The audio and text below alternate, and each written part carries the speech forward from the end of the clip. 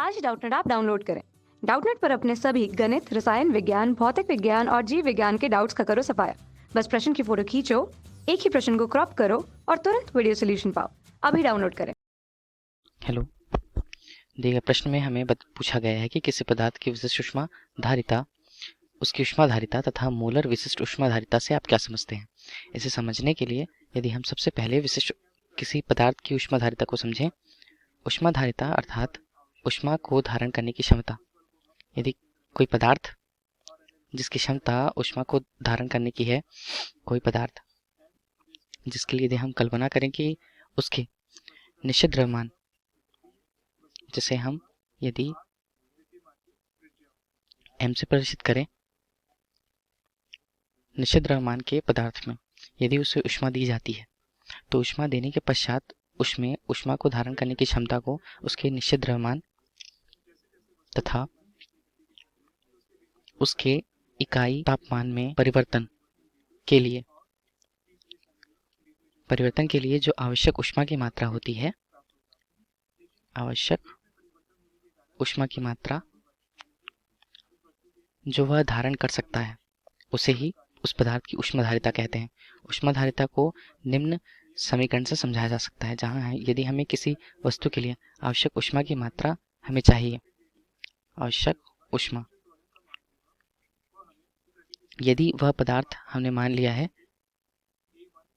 जिसका द्रव्यमान m है, इस पर यदि हम ऊष्मा दें, उसे ऊष्मा प्रदान करें, ऊष्मा प्रदान करने पर यदि उसका तापमान जो प्रारंभ में T1 था, T1 से बदलकर यदि उसका तापमान 1 धन T1 अर्थात इकाई रूप में इसके परिवर्तन हो जाते हैं, तब ताप में परिवर्तन का मान 1 लगभग डिग्री सेल्सियस अथवा 1 केल्विन हो सकता है। इसी तापमान के परिवर्तन के लिए निश्चित द्रव्यमान के पदार्थ को आवश्यक ऊष्मा की मात्रा उसके लिए जो होती है उसे ऊष्मा धारिता कहते हैं। आवश्यक ऊष्मा जिसे हम यदि Q से प्रदर्शित करें तब वह उसके द्रव्यमान, उसकी ऊष्मा धारिता तथा ताप में परिवर्तन के गुणनफल के बराबर होती है, जहाँ यदि m को हम द्रव्यमान से c तथा डेल टी, यहाँ पर c की स्थिति को उस पदार्थ की ऊष्मा धारिता कही जाती है। इसी तरह दूसरी स्थिति पर जो हमें पूछा गया है कि किसी पदार्थ की विशिष्ट ऊष्मा धारिता, सामान्यतः हमेशा विशिष्ट शब्द का उपयोग किसी निश्चित द्रव्यमान की मात्रा अर्थात इकाई द्रव्यमान पर निर्धारित होता है, इकाई द्रव्यमान पर।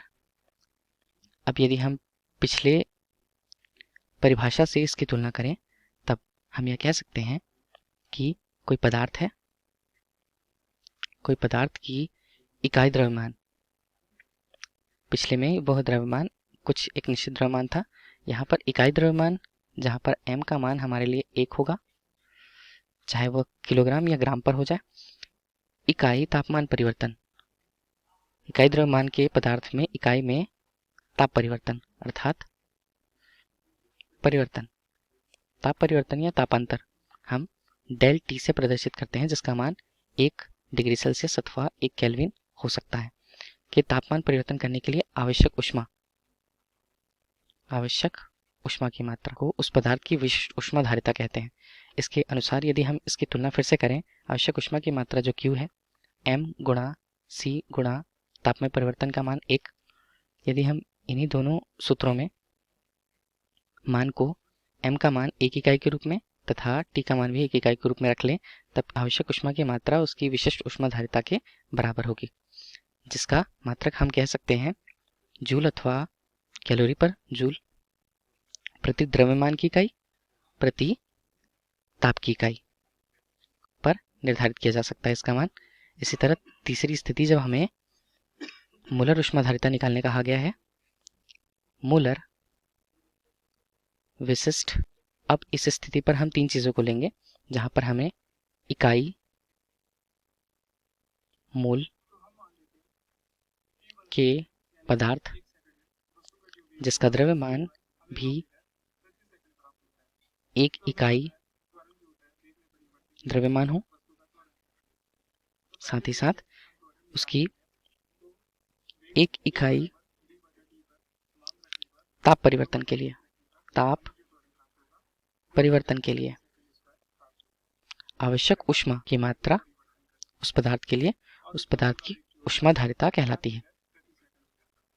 ऊष्माधारिता, जहाँ पर इकाई के मोल से अर्थ है यदि हम म्यू से प्रदर्शित करते हैं उसका मान 1 होना चाहिए। द्रव्यमान को यदि हम प्रदर्शित करते हैं तो उसका मान 1 होना चाहिए तथा तापमान में परिवर्तन का मान 1 होना चाहिए। इस स्थिति पर हम किसी पदार्थ की मोलर विशिष्ट ऊष्मा ज्ञात कर सकते हैं, जहाँ मोलर विशिष्ट ऊष्मा Q से प्रदर्शित होती है, जिसका मान C अनुपात ऊष्मा के मान के मोल के अनुपात को कहा जाता है। इसके लिए इसका मात्रक जूल या कैलोरी प्रति द्रव्यमान की इकाई, प्रति ताप की इकाई एवं प्रति मोल की इकाई से प्रदर्शित होगा। धन्यवाद। कक्षा 6वीं से 12वीं से लेकर नीट, IIT, JEE वो एडवांस के लेवल तक 1 करोड़ से ज्यादा छात्रों का भरोसा। आज ही डाउनलोड करें डाउटनेट ऐप या व्हाट्सएप करें अपने सारे डाउट्स 8400 400 400 पर।